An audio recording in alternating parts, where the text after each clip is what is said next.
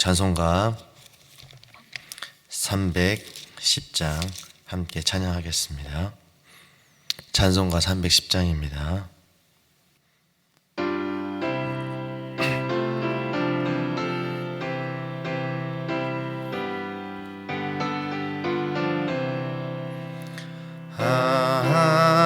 하나님의 은혜로 있을 데 없는 자 왜 구속하여 주는지 난 알 수 없도다.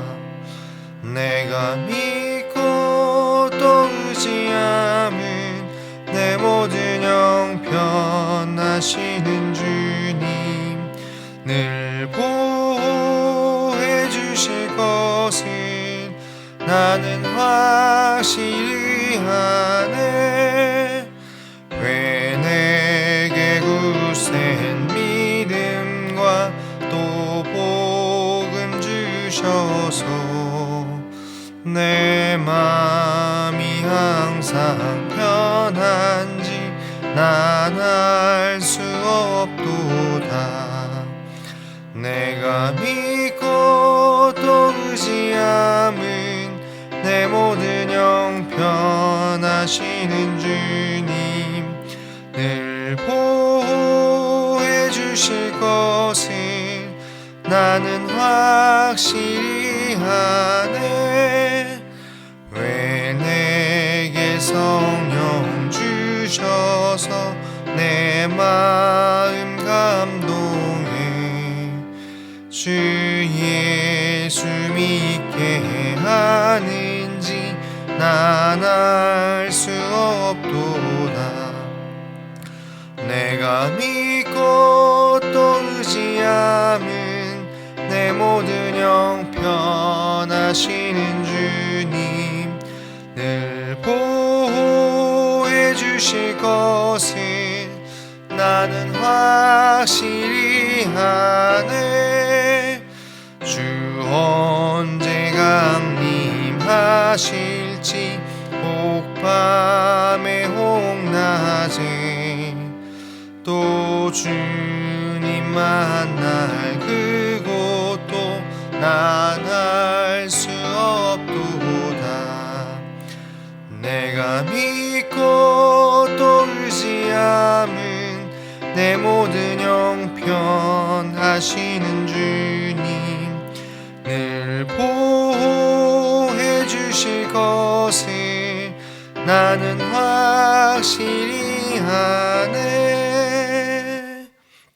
아멘. 오늘 우리에게 주신 하나님의 말씀은 누가복음 3장 21절로 23절 그리고 38절입니다. 누가복음 3장 21절로부터 23절 그리고 38절 말씀입니다. 신약성경 92면에 있습니다. 우리 함께 읽도록 하겠습니다. 백성이 다 세례를 받을새 예수도 세례를 받으시고 기도하실 때에 하늘이 열리며 성령이 비둘기 같은 형체로 그의 위에 강림하시더니 하늘로부터 소리가 나기를 너는 내 사랑하는 아들이라 내가 너를 기뻐하노라 하시니라. 예수께서 가르치심을 시작하실 때에 30세쯤 되시니라. 사람들이 이는 때로는 요셉의 아들이니 요셉의 위는 헬리요. 아멘. 우리 38절 말씀입니다. 시작. 그 위는 에노스요 그 위는 셋이요 그 위는 아담이요 그 위는 하나님이시니라. 아멘. 여러분들은 인정이라는 이 단어의 뜻을 알고 있습니까? 인정은 확실히 그렇다고 여긴다라는 뜻을 가지고 있습니다. 그렇다고 하면 우리 하나님을 인정한다 라고 이야기했을 때 과연 인정은 무엇을 말할까요? 바로 하나님이 나의 삶의 구주이심을 내가 확신합니다 라고 고백하는 것이 바로 하나님을 인정하는 것입니다. 지금 이 자리에 계신 우리 성도분들이 여기 계시는데요, 하나님을 나의 구주로 고백하고 계십니까? 아멘이시라고 고백하실 것입니다. 지금까지 하나님을 인정하시면서 지금까지 살아오셨는데 앞으로 우리의 삶의 여정도 여전히 지금까지 인도하신 그 하나님을 인정하시면서 쭉 그렇게 믿음의 고백을 이어나가시는 우리 성도님들이 되었으면 좋겠습니다. 오늘 본문 말씀은 우리 세례 요한에게 이제 예수님께서 세례를 받으시는 장면입니다. 우리 본문 말씀 21절 말씀 한번 읽어볼까요? 다 같이 시작. 백성이 다 세례를 받을새 예수도 세례를 받으시고 기도하실 때에 하늘이 열리며. 아멘. 우리는 세례를 받았습니다. 그리고 직분도 받았죠. 이 세례라 함은 어떤 의미를 가지고 있습니까? 행위로는 물속에 들어가는 의식을 이야기합니다. 그리고 우리가 잘 알고 있는 것처럼 이 세례의 의미는 예수 그리스도를 나의 구주로 고백하는 사람들이 이제는 이 죄에서부터 이제 죽고 예수 그리스도와 함께 다시 삶으로 인하여서 예수 그리스도와 함께 연합하고 동거하면서 그 인생을 드리는 것, 이것이 바로 이 세례의 의미를 담고 있습니다. 이 세례의 의미를 담고 있는데 이 당시에 세례 요한이 세례를 받아야 된다라고 이야기했던 이유는 무엇이냐? 바로 이제 오실 메시아를 기대하고 준비하는 마음으로 여러분들 회개하고 자신의 죄를 고백함으로 오실 메시아를 준비했으면 좋겠습니다 라고 이야기하면서 세례에 대해서 강하게 이야기합니다. 그런데 오늘 21절 말씀에 예수님도 세례를 받으셨다라고 합니다. 그렇다고 하면 죄에 대해서 무죄한 아무 꺼리낌 없는 예수님이 세례를 받으신다. 이것은 조금 다른 의미가 있을 것 같습니다. 죄가 없으신 예수님께서 세례를 받으실 이유가 하나도 없으시죠. 그러나 예수님께서는 세례를 받으셨습니다. 그 이유가 과연 무엇일까? 예수님은 왜 세례를 받으셨을까? 우리 22절 말씀을 한번 읽도록 하겠습니다. 시작. 성령이 비둘기 같은 형체로 그 위에 강림하시더니 하늘로부터 소리가 나기를 너는 내 사랑하는 아들이라 내가 너를 기뻐하노라 하시니라. 아멘. 예수님께서 세례를 받으시고 기도하실 때에 하늘이 열리고 또 성령이 비둘기 같은 형체로 예수님 위에 강림하시며 하나님께서 이렇게 말씀하셨습니다. 너는 내 사랑하는 아들이라 내가 너를 기뻐하노라. 이렇게 말씀하셨지요.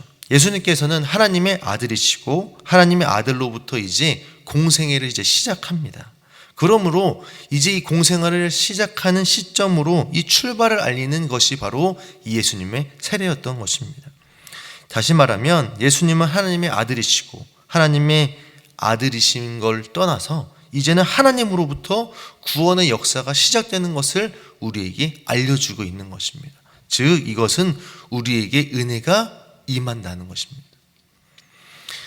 그리고 이 뒤로 넘어가서 누가복음 4장에서는 공생애를 시작하는 이 예수님에게 이제 마귀가 시험을 하지요. 이상하게도 세례를 받으시고 시험 당하는 그 사이에 오늘 23절로부터 38절까지의 말씀에는 예수님의 족보가 나옵니다. 오늘 23절과 38절만 읽었는데요. 신기하게도 마태복음에는 1장 1절부터 족보가 등장합니다. 그런데 오늘은 이 3장 후반절부터 이 4장 그리고 이 사이에 문맥에 맞지 않는 예수님의 족보가 나온다는 것입니다. 여러분들 왜 이 족보가 나왔을까요? 바로 너무나도 중요한 말씀이 있기 때문에 이 족보가 들어가 있는 것입니다. 보통 우리가 알고 있는 족보는 바로 마태복음의 족보입니다. 마태복음 1장 1절 말씀을 보면 이렇게 말씀하죠. 아브라함과 다윗의 자손 예수 그리스도의 계보라 라고 이렇게 시작합니다. 근데 이것은요 목사고시에 시험 볼 때에도 나오는 것 중에 하나예요. 그 정도로 중요한 것이 바로 이 예수님의 족보에 들어 있습니다. 그러므로 이 마태복음 족보에서는 낳고 이 순서대로 위에서부터 아래로 흐르는 족보입니다. 아브라함에서 시작해서 예수님까지 몇 대를 거쳐서 이제 거론되죠. 그러나 오늘 본문 말씀에는 마태복음의 족보와 다르게 윗대에서부터 아래로 흐르는 족보가 아니라 밑에서 위로 역으로 올라가는 족보입니다. 즉 예수님으로부터 시작하여서 거꾸로 누구까지요? 바로 38절 말씀은 그 위는 하나님이시니라. 바로 하나님까지 나타나는 족보임을 우리가 알 수 있습니다. 참 독특하지요. 이 마태복음에서는 말하고 있는 이 족보의 모습은 혈통과 왕의 계보를 이야기하고 있습니다. 하지만 이 누가복음에서는 예수님이 완전한 하나님이시고 또 완전한 인간이심을 강조하고 있습니다. 즉 이것은 무엇을 말하냐? 바로 예수님이 우리의 메시아임을 계속 이야기하고 있는 것입니다. 23절로부터 38절까지의 말씀은 예수님의 족보, 바로 예수님으로부터 시작해서 마지막은 하나님이 바로 계심을 이야기해주고 있는데요. 이것은 무엇을 말하냐? 예수님이 누구인가를 정확하게 이야기하고 어디서부터 왔는지 명확하게 우리에게 알려주고 있습니다.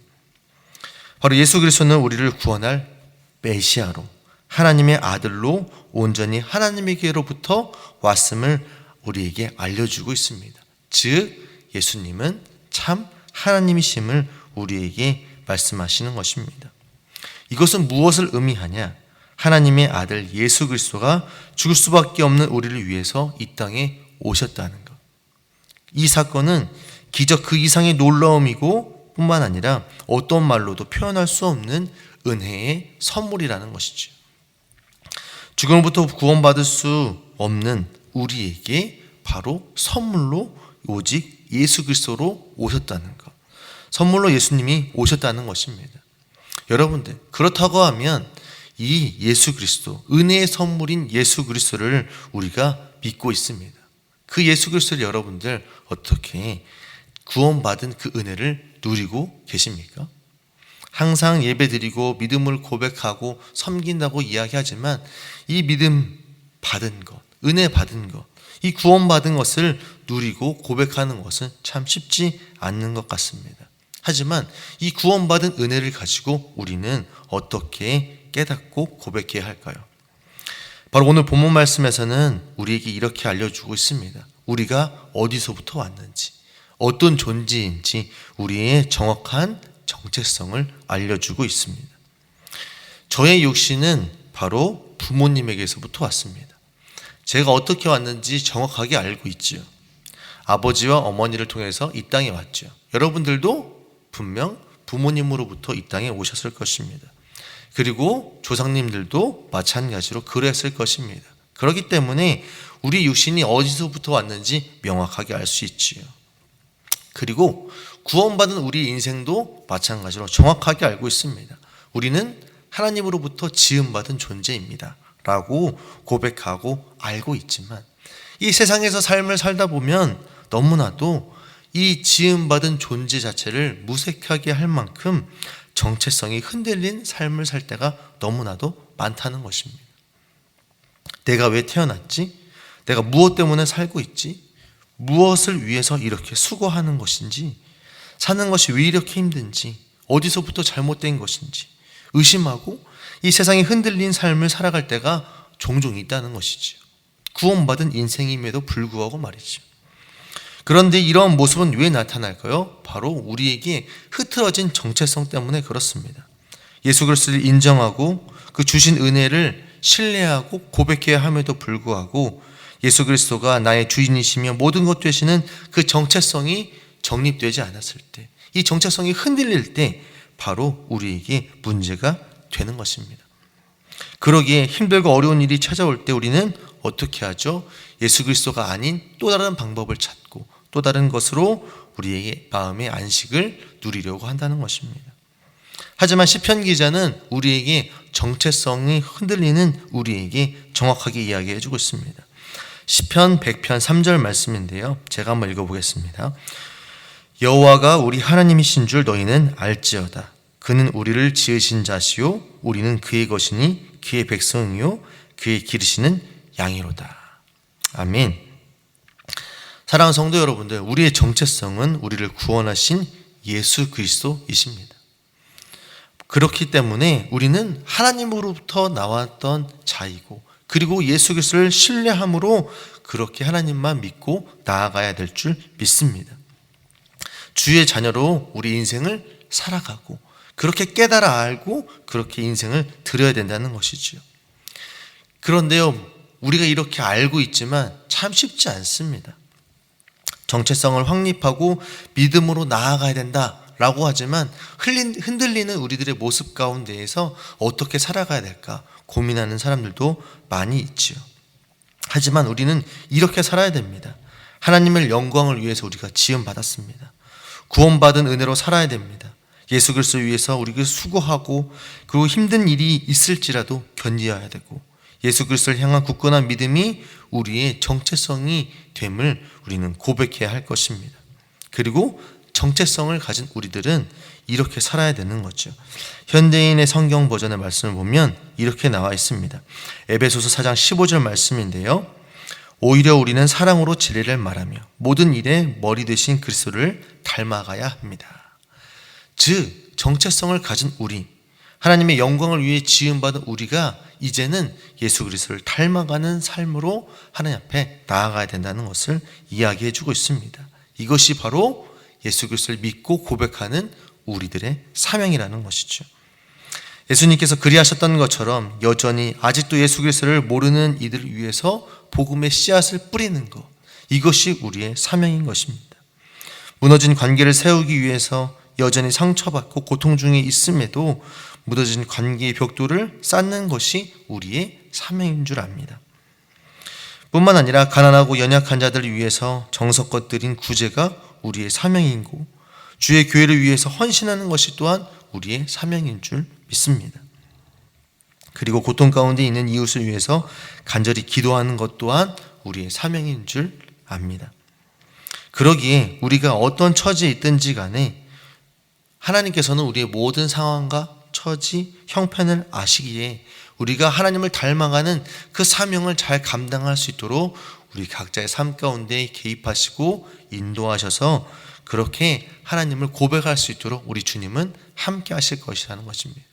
그러기에 오늘 사랑하는 성도 여러분들, 우리 주님의 사명 잘 감당할 수 있도록 정체성을 우리 주님 안에서 확립하고 내가 어디서부터 왔는지 깨닫고 우리 하나님으로부터 왔음을 인정함으로 고백함으로 우리 주님께서 주시는 귀한 은혜를 누리며 고백하시는 우리 성도님들이 되시기를 간절히 바라겠습니다.